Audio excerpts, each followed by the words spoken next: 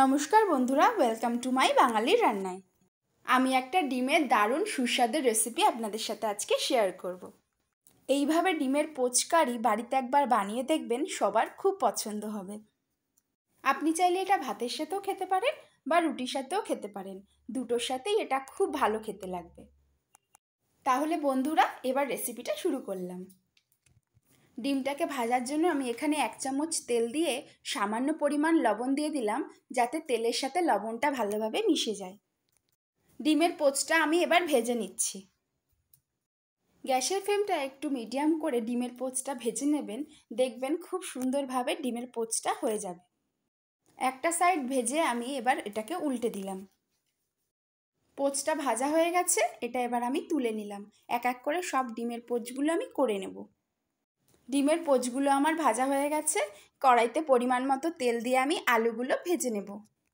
আলুগুলোকে আমি ছোট ছোট করে কেটে নিয়েছি, আপনারা চাইলে আর একটু বড় সাইজেরও কাটতে পারেন। আলুগুলোর মধ্যে আমি সামান্য পরিমাণ লবণ আর সামান্য পরিমাণ হলুদ দিয়ে ভালো করে ভেজে নেব। আলুগুলো আমি একটু লালচে লালচে করেই ভেজে নেব। বন্ধুরা, গ্যাসের ফ্লেমটা মিডিয়াম করে সামান্য কিছুক্ষণ নাড়াচাড়া করুন, দেখবেন আলুগুলো ভালোভাবে ভাজা হয়ে গেছে।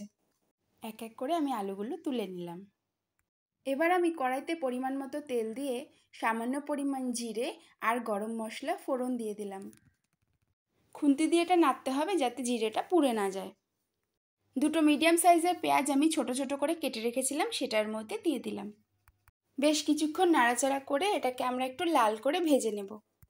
পেঁয়াজটা যখনই একটু লাল লাল হয়ে যাবে তখন আমি মশলাগুলো দিয়ে দেব। এখানে আমি আদা রসুন লঙ্কাটা পেস্ট করে রেখেছিলাম, সেটার মধ্যে দিয়ে দিলাম। 5 মিনিট মতো ওই মশলাটাকে ভালো করে কষিয়ে নেব। 5 মিনিট মশলাটা কষানোর পর আমি এখানে শুকনো মশলাগুলো এক এক করে দিয়ে দেব। পরিমাণ মতো লবণ, পরিমাণ মতো হলুদ, 1 চামচ মতো জিরে গুঁড়ো, 1 চামচ মতো ধনে গুঁড়ো আর 1 চামচ মতো কাশ্মীরি লঙ্কার গুঁড়ো দিয়ে ভালো করে বেশ কিছুক্ষণ কষিয়ে নিতে হবে। মশলাটা অনেকটা কষানো হয়ে গেছে, এবার আমি ভেজে রাখা আলুগুলো এর মধ্যে দিয়ে দেব। এবার খুন্তির সাহায্যে আলুগুলোকে ভালোভাবে মশলার সাথে নাড়াচাড়া করে নেব। বন্ধুরা, গ্যাসের ফ্লেমটা মিডিয়াম রেখেই রান্নাটা করার চেষ্টা করবেন, দেখবেন অনেক সুন্দর হবে। মশলাটা প্রায় হয়ে গেছে, দেখুন মশলা থেকে তেল ছেড়ে দিয়েছে। এবার এর মধ্যে জল দিয়ে দিতে হবে। আমি এখানে 2 কাপ মতো জল দিয়ে দেব। আপনাদের পরিবারের যদি সদস্য সংখ্যা বেশি হয় তাহলে আপনি আরেকটু জল দিয়ে দিতে পারেন এর মধ্যে। এবার আমি এক এক করে ডিমের পোচগুলো ঝোলের মধ্যে দিয়ে দেব।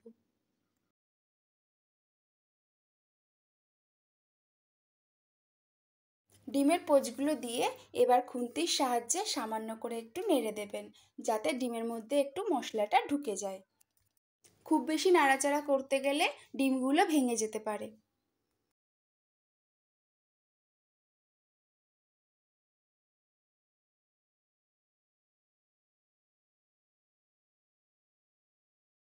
এগ পোচকারি রেডি। এবার এর মধ্যে কিছু ধনেপাতা কুচি আর 1 চামচ মতো গরম মশলা দিয়ে দিলাম। তাহলে বন্ধুরা, দেখুন তো কেমন লাগছে আমাদের এগ পোচকারি। আমার রেসিপিটা যদি আপনাদের ভালো লাগে তাহলে অবশ্যই আমার চ্যানেলটাকে সাবস্ক্রাইব করে দেবেন, তাহলে আমি আরও নতুন নতুন ভিডিও প্রতিদিন আপনাদের সাথে শেয়ার করতে পারবো।